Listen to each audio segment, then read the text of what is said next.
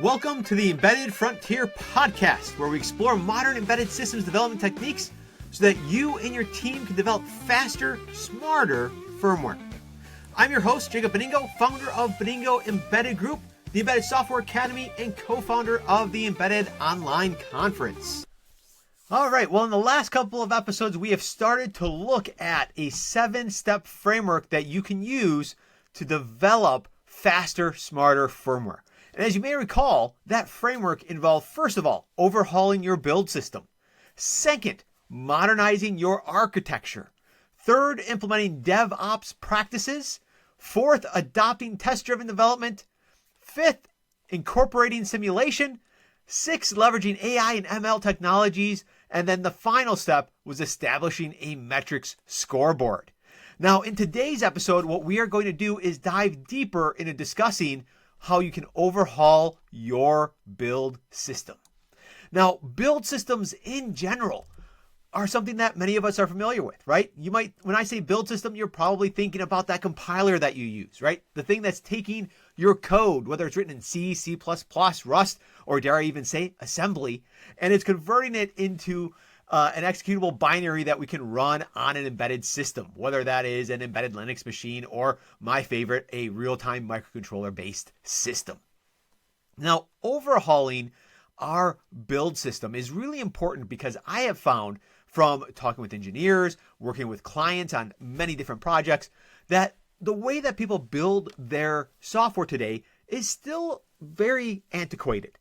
All right. And what happens here is that a lot of us are still building software the way that we did 10, 15 years ago. But the fact of the matter is the way that we even build our software today has dramatically changed for embedded systems. It's no longer just simply convert, whatever code I wrote into something that I can then deploy onto my system and calling it good. A build system is much more than converting your code. It actually involves things like the development environment that we work in. It involves our compiler. It involves scalability, what we use to actually debug and test our system. We could even argue potentially that our build system moves all the way into our DevOps solutions in our CI/CD platform. And so just building code the way that we always used to really isn't going to help in today's fast-paced, smart development activities. Now, many of you might say, well, it might seem like the way that I build my software is just fine, right? But the fact of the matter is the way you build your system is probably actually holding you back. Well, many times we find something that works and we stick with it. There are times when we need to start to pivot and adjust how we are building our software.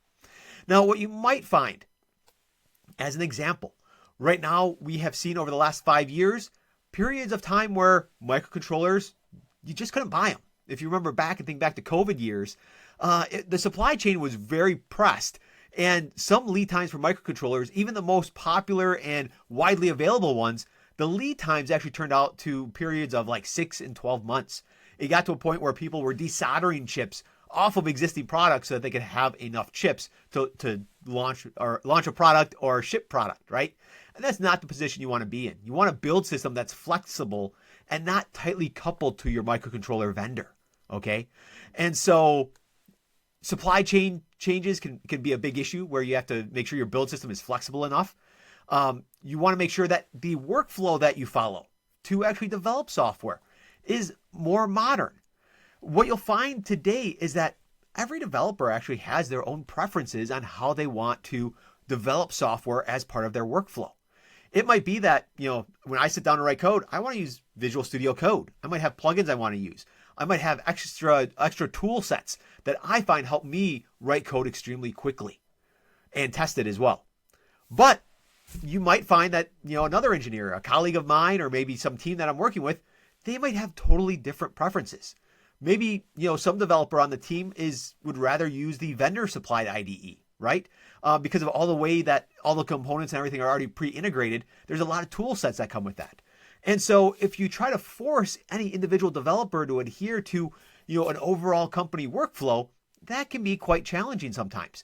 And the challenge is that one developer could be working very fast because that's part of the workflow that's natural to them, while somebody else may be actually getting less done and be less efficient and less productive because it's a workflow that they're trying to adopt to that just is kind of foreign and doesn't really fit well with the way that they think and develop things. And so a build system that is flexible enough for people to adapt based on their own needs and preferences is really important.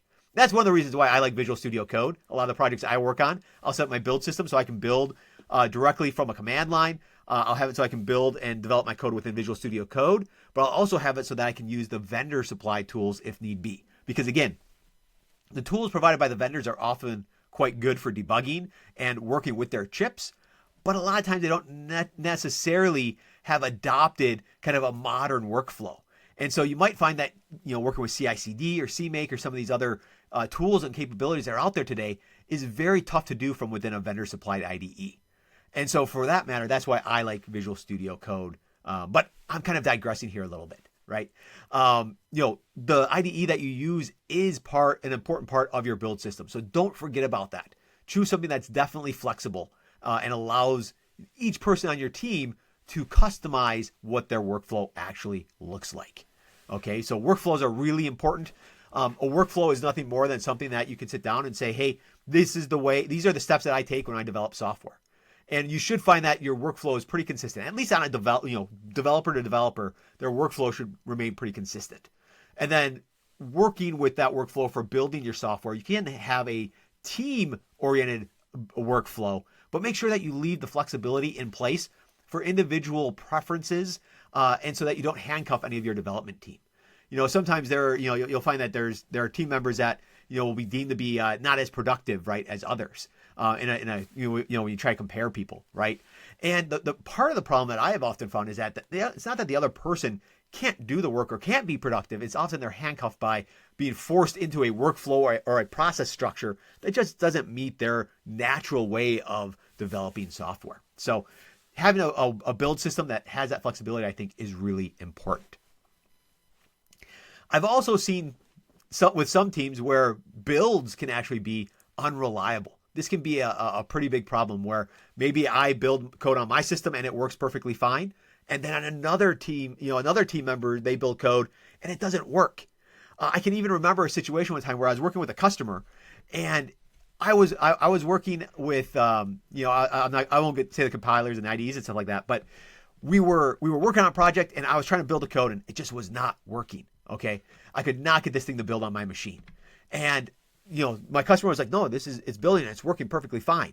And as I try to drive in and try to figure out, I'm getting hard faults. I'm getting really weird things happening here. Like, this doesn't make sense why we're getting two different results compiling the exact same version of firmware. And as I dug into it, what I ended up discovering was that I was using the latest and greatest version of the compiler from the silicon vendor. And it turned out that there was a bug in it that was causing the hard faults that when they compiled the code, that was causing a hard fault that was then creating the issue. Okay. And so because we were on totally different tool chains, using different computers, all that fun stuff, we were working with totally different results, or getting totally different results from the exact same code. And so, that can be a real big issue, right?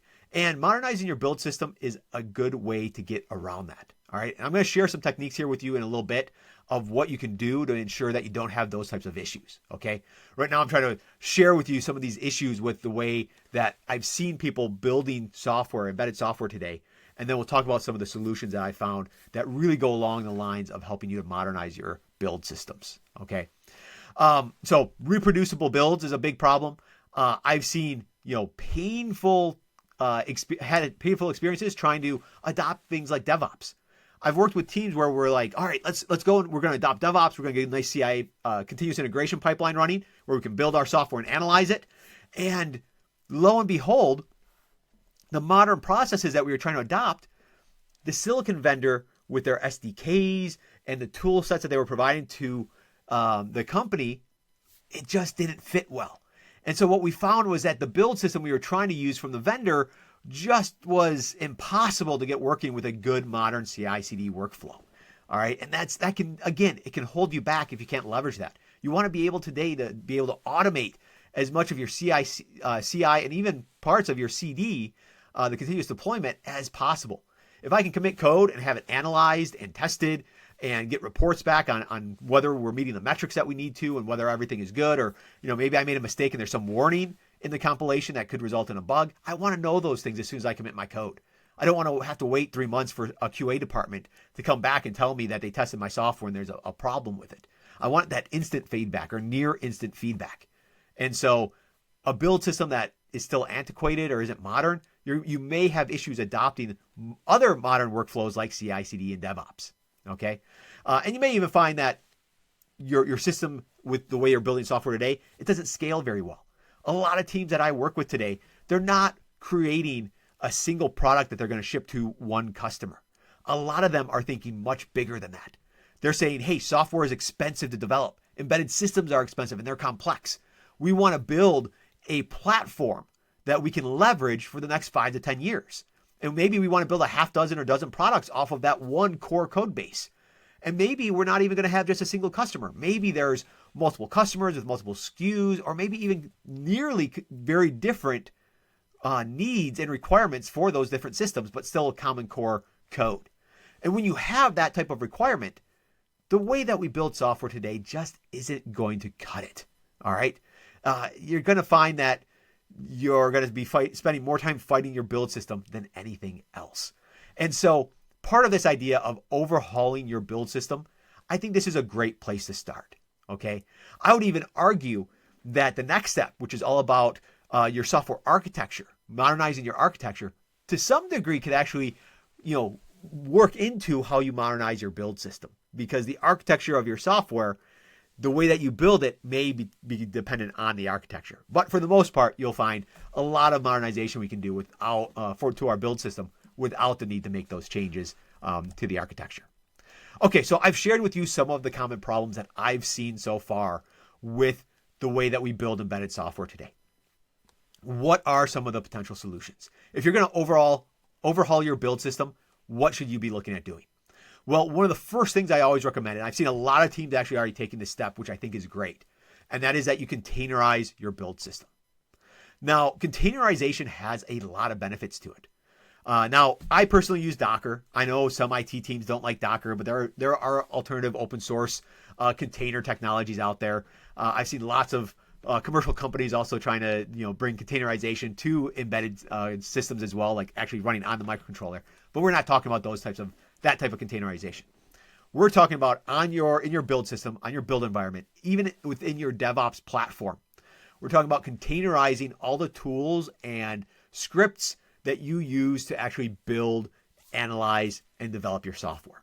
And Docker is really cool because you can write a single script that installs all the tools that you need. It can go out and grab the right version of Python. It can grab, autoconfig. It can grab the compiler that you're using. It can set up your analysis tools. It can set up testing harnesses like CPP UTest or Unity or the Google's test harness or whatever your preferred set of tools actually are.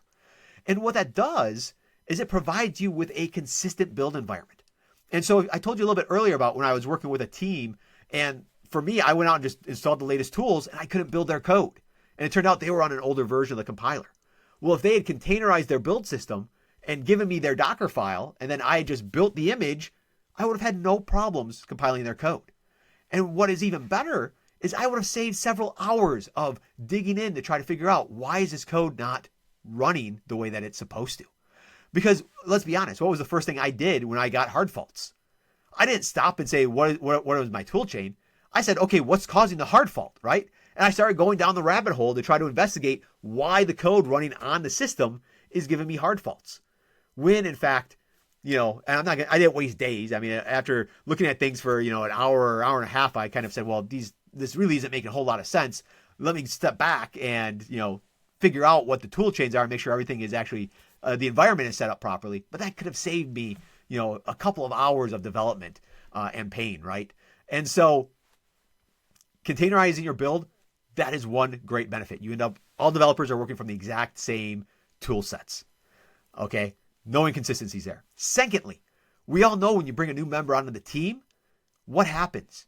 You spend a day installing tools on a machine, or IT gets a computer and they go through and they install all these tools and stuff on a machine, right? Well, that's so much easier if you just have a container that you build the container, and then the person has everything they need to build the software, right? So that right there, a couple really big benefits. Now, you might be saying those are pretty trivial benefits, right? We're talking about saving maybe a day over the course of a year or something, or we only bring maybe a team member on once a year, every couple of years or something if you're small and you don't have a lot of turnover. And so maybe those aren't big benefits. The biggest benefit, though, I've saved it for last, is that containerizing your build systems sets you up to be able to adopt DevOps. If you have your build system containerized, we can easily set up a continuous integration pipeline that uses that container and automatically builds your software, leverages the tools that are in that container to test your software. So we get test automation built in there. We can analyze it using tools like CPP check or other commercial tools that are available. I like to use tools like, well, I won't name specifics. Okay, I'll keep things very general for us so that we all have our favorite tools that we use. But that gives you the idea, whether it's a commercial tool or whether it's a open source tool, we can have these things so that they easily integrate into a CI/CD platform. Now, instead of fighting our CI/CD workflow or processes, it seamlessly integrates using Docker, and we can get a very repeatable build happening on our system. Okay, so containerizing our build system, that is one of the first things that you can do to help overhaul your build system. The second thing that you can do is you can adopt CMake. Now, I have found that a lot of embedded teams are starting to slowly adopt CMake. There's still a lot of makefile scripts out there that people are manually maintaining. There are still a lot of makefiles from the silicon vendors that are automatically provided by their IDEs that people are leveraging. There's nothing wrong with make or the makefiles that are generated by the silicon vendors. But what I have found is that they oftentimes don't provide you the flexibility you need if you're building a platform-based system. If you want code that scales, is flexible, and reusable across multiple product lines or customers, you really need a system that builds your software in a modular, componentized manner. And the solution for that is to adopt CMake. CMake allows us to standardize our outputs, standardize the way that we build components, and even the entire project. Okay, it provides us with a nice clean separation between configuration of our system and the source code. And the cool thing about that is that each of my components that I create in a folder, I can have my own individual CMake file that tells how to build this little individual component that later on is used as part of the larger system. All right, I can have a high-level CMake file that then builds all of, CMake is basically a configurator. And I can, use it with Ninja, and I can use it with other tools to generate the make files that I need and get a little bit more performance out of even my builds. Now, I've seen personally along the lines of like 10, 15% improvement, sometimes more, in the speed at which I can build my software using CMake with Ninja. I've also talked with other teams that haven't seen any performance improvements. So, CMake paired with Ninja, in theory, it's supposed to speed up your builds, but, mileage may vary, essentially, right? But I have found that pairing those two together provides you with a very flexible build system that allows you to adapt your existing code, which, let's be honest, is probably one of your company's greatest assets, right? Is the software that you're writing. And so if you can reuse that asset over more projects with more customers without having to rewrite it, and you can minimize your technical debt, then guess what? Your team is going to be in a much better shape in order to be successful as time goes on. Okay. And the cool thing about using a system like CMake, I talked about the flexibility. It kind of sets us up as well to be able to adjust our builds as we have to switch maybe microcontrollers. Now, I know we don't like that idea of having to change microcontrollers or hardware that we're working with, but in the global environment that we are currently in, supply chains are often disrupted. All right. And you don't know when suddenly the microcontroller you designed in is going to go up dramatically in price. And that may force you to redesign your system. And if you have a build system that has been tightly coupled to your code and the specific microcontroller, you're going to have a lot of expense and time to go back and have to change the microcontroller, your build system, and even the software that interacts at the lowest level with the microcontroller. Okay, and we'll talk about architectures and decoupling in the near future when we get to step 2, which is all about modernizing your architecture. But for us today, if you leverage CMake with Ninja and Docker, you can have an overhauled build system that will allow you to be flexible for when there are supply chain disruptions or when you have customers that come up with new requirements or behaviors that you need. And that can really dramatically change, I think, the way that you develop software and ensure that you are set up to be flexible and scalable. Now, you've probably heard of these two tools, right? Docker and CMake. They've been around for quite a while. Another tool that I think a lot of teams should start to adopt is the open source tool West. Now, West has traditionally been, it was created and it is used to maintain the Zephyr RTOS build system. Now, the interesting thing with West is that it is a scalable multi-repo project manager. All right. Now, what on earth do I mean by that? Well, a lot of embedded software teams will create a repo for their project, and they end up with one master repo that tries to govern everything. And while that can work, and I've seen lots of teams be successful with it, and I've done that even on my own projects, what I have found is that a modern build system is going to actually leverage a tool like West so that you can create multiple repos, create a high-level manifest file that then specifies which repos are going to be included in your project. Now, you might be saying right there, well, Jacob, I can just use, submodules and I'll be perfectly fine. And the truth is you could use submodules. That is another method to go about doing that. But what I have found is that by using West provides that high-level manifest file that you can customize that specifies the exact version of the repo and the branches and everything that you want to use, so that you can ensure that at the project level that you're building for, you actually have the right repos, you have the right versions that you're working with, and that can ensure that you don't have any mistakes with your builds. It can provide scalability. It can also provide a lot of high-level flexibility. So suddenly now I can create separate repos for my low-level drivers, maybe for different microcontrollers. And if I follow a good architecture, I can abstract out then, maybe the RTOSes that I'm using and put a nice abstraction layer there. And then maybe I have different application components that are stored in a couple of repos. Now suddenly I can create a high-level West manifest that goes out and pulls, this specific board or this electronic repo, and this one for my drivers, and this one for just this application pieces that I need.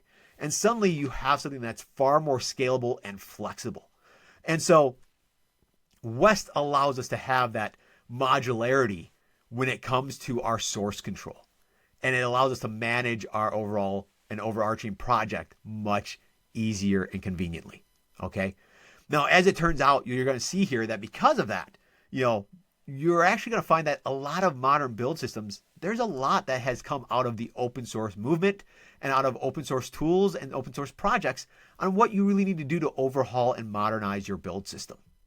And there's certainly other things that we could do. For example, you could adopt tools like kconfig.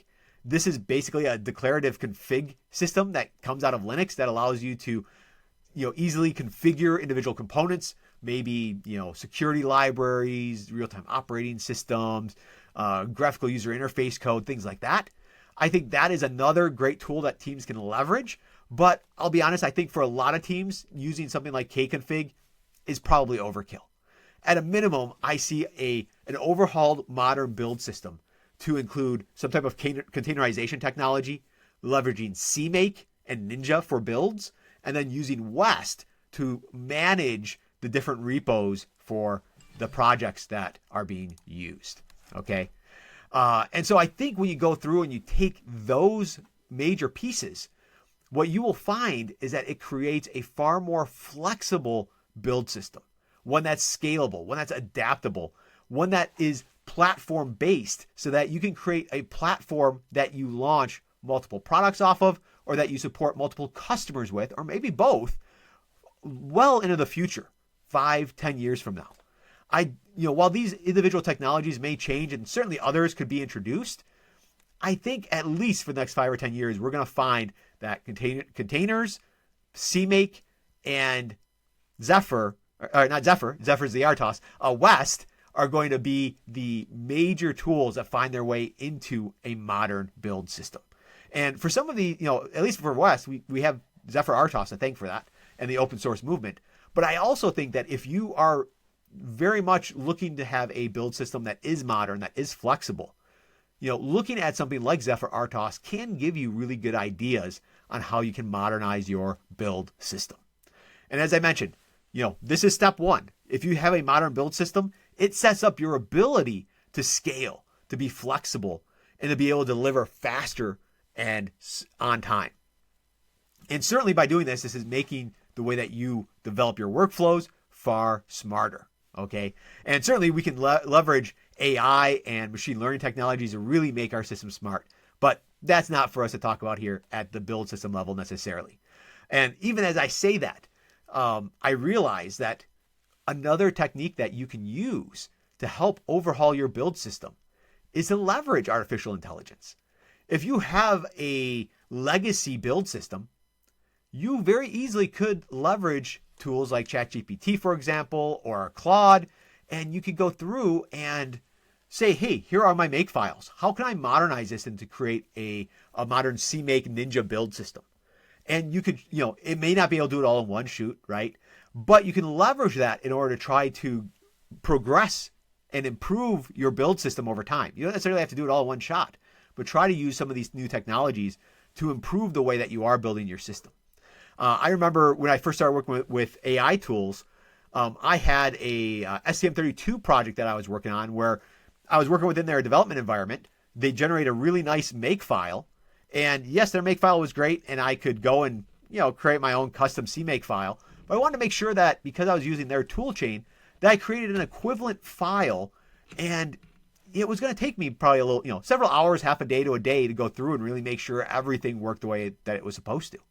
Well, what I did was I took the existing make script and I used AI to generate the CMake files, and I gave it my project directory structure and kind of work with it there. And over the course of maybe 30 minutes, I was able to migrate my makefile based system over into a CMake based system with Ninja with an overarching project script that allowed me to build either with the ST tools or with this new CMake system that was in place.